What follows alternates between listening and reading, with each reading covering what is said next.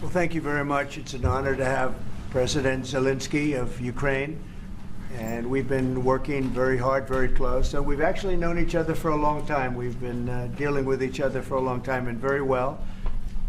We had a little negotiation spat, but that worked out great. I think for both countries, I think for the world, actually, beyond both countries. And we have something that is a very fair deal. And we look forward to getting in and digging and working and getting some of the rare earth. But it means we're going to be inside, and it's a big commitment from the United States, and we appreciate working with you very much.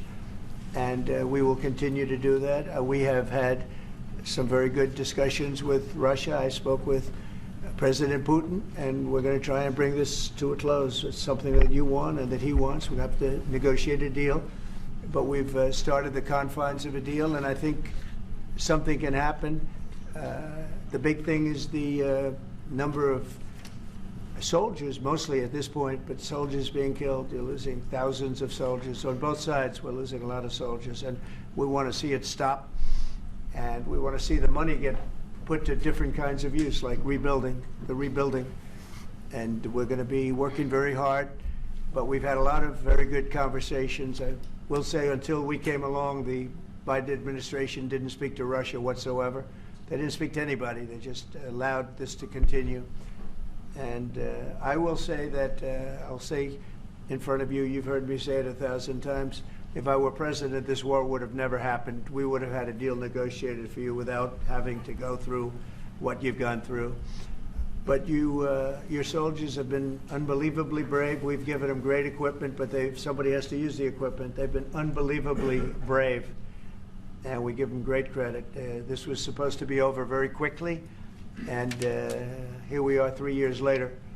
So I give tremendous credit to your generals and your soldiers and yourself in the sense that it's been very hard fighting, very tough fighting. They're great fighters.